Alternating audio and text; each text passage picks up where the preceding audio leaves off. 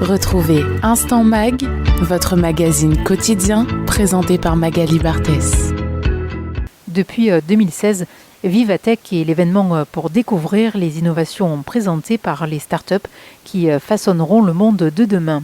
Le kick-off de Vivatech 2025, qui avait lieu le 7 mai à l'hôtel de Région, était focalisé cette année sur l'intelligence artificielle.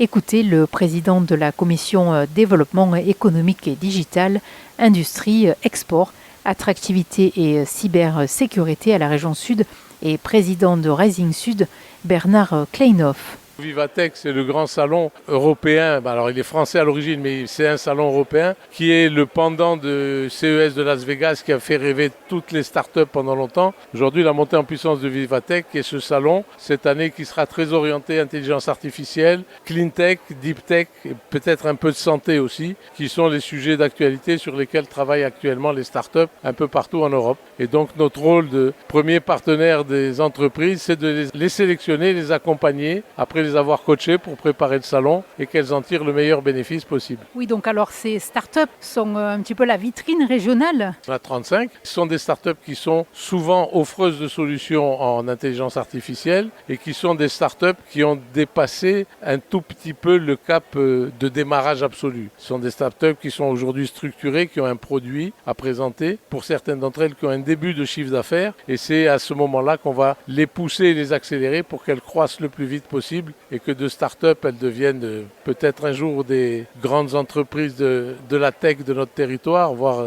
si on y arrive un jour, ce qu'on appelle les licornes. Mais ça, c'est plus compliqué. Vous avez parlé des 8 opérations d'intérêt régional auxquelles s'ajoute la défense. Oui, on a fait cette agora. Vous savez que le monde est en train d'évoluer très vite avec des changements en particulier sur des sujets de souveraineté militaire. Donc il est naturel que la région Provence-Alpes-Côte d'Azur, qui est la seconde région militaire de France, aussi bien en effectif armé qu'en termes d'entreprises industrielles ou militaires, il était normal qu'on accompagne et qu'on réagisse. Oui, aux côtés de nos 8 opérations d'intérêt régional historiques, je dirais, on va en lancer une sur les sujets de défense, puisqu'on a un très grand nombre d'entreprises régionales qui interviennent sur des productions défense, qui sont des entreprises très souvent duales, c'est-à-dire elles font du civil et du militaire, mais on va utiliser de les pousser sur le militaire pour continuer à les aider à se développer sur le civil. Ce kick-off Vivatech était l'opportunité de mettre en valeur la filière tech à travers l'ensemble des startups de la région, mais aussi l'écosystème présent qui anime cette filière au quotidien. Et parmi les innovations Made in Région Sud, certaines vont faire du bien à la planète. Damien Oursel est directeur général de Wadi. Et en fait, Wadi, ce qu'on fait, c'est qu'on permet aux gens de recycler les eaux des douches pour les remettre dans les chasses d'eau et l'arrosage. Et comme ça, ils réduisent la consommation d'eau potable de leur foyer de l'ordre de 40%. Ça s'installe en 2 jours à peine. Ça coûte moins de 3 000 € et c'est rentable en 5 à 10 ans en fonction de combien vous consommez d'eau et combien ça coûte chez vous. L'objectif, nous, de notre société, c'est de faire en sorte que l'habitat en Provence il soit beaucoup plus résilient. Parce qu'en fait, on a bien vu pendant les sécheresses des années 2022-2023 que potentiellement l'eau qui coule au robinet, en fait, c'est pas une gageure et ce sera pas pour toujours avec le réchauffement climatique qui arrive. Donc, grâce à Wadi, en fait, l'eau que vous payez une fois, vous allez l'utiliser 2 fois. Et donc, on vous encourage à rejoindre Wadi pour donner à votre eau une deuxième vie. WADI, et en fait c'est inspiré, c'est comme les WED ou les arroyos, c'est les fleuves, les cours d'eau qui sont asséchés une partie de l'année, qui de temps en temps coulent, pour rappeler 2 choses. 1, que l'eau en fait ça coulera pas pour toujours, et 2, c'est pour en rendre un hommage en fait à la civilisation arabe qui, la première, a réussi à gérer technologiquement depuis des millénaires la pénurie en eau. Et Wadi n'est pas la seule à innover en matière d'économie d'eau. La preuve avec Simon Lilamant, fondateur de la société Optio, récompensé par un award Tech for Change. Chez Optio, on a inventé une colonne de douche qui permet de supprimer le gaspillage d'eau. C'est-à-dire que quand on rentre dans notre douche, comme tout le monde, on allume le mitigeur et on va jeter l'eau froide en début de douche. Avec notre colonne de douche, on supprime tout ce gaspillage-là. C'est-à-dire qu'on va rentrer dans notre douche, on appuie sur un bouton, la colonne de douche, elle va appeler l'eau chaude, stocker l'eau froide que l'on aurait habituellement jetée dans le réservoir interne de la colonne, et dès que la douche est prête et à température, vous pouvez commencer votre douche et l'eau froide qu'on a temporairement stockée, elle est réutilisée comme de l'eau froide. Ça va vous permettre d'économiser jusqu'à 20 litres d'eau par douche parce que c'est à peu près ce qu'on va jeter. Et voilà, ce qu'il faut imaginer, c'est que pour une famille de 4 personnes, on jette l'équivalent d'une petite piscine chaque année en attendant que l'eau chaude arrive. C'est vraiment quelque chose de énorme et voilà, on trouvait que c'était vraiment le gaspillage pur d'une ressource qui est essentielle à la vie, l'eau.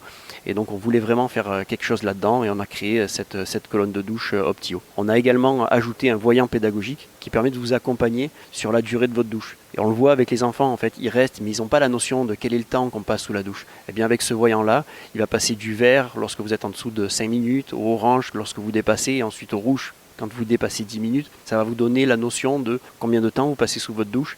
Et ça vous rappelle que le temps idéal pour une douche, c'est 5 minutes pour ne pas surconsommer l'eau. Et qu'au-delà de 9 minutes, vous êtes vraiment en zone rouge, vous êtes vraiment en zone de surconsommation. L'idée, c'est pas de culpabiliser les gens, c'est vraiment de leur donner les informations pour qu'ils puissent se dire, bon, allez, hier j'ai dépassé un petit peu le timing, mais aujourd'hui je vais faire un geste pour l'écologie, je sors quand ça passe au orange. Contribuer au développement de la mobilité électrique en immeuble, dans les quartiers résidentiels ou en entreprise.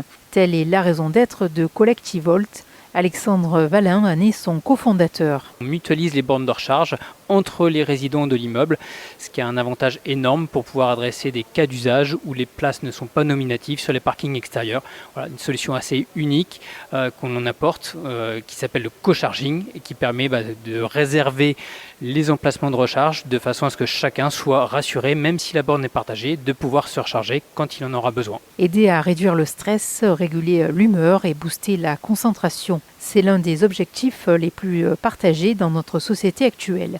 Modify, la solution créée par Sophie Leleu, y contribue. Modify, c'est une solution globale et préventive pour aider à réduire le stress, réguler l'humeur et booster la concentration. Et pour ça, on a combiné 2 choses.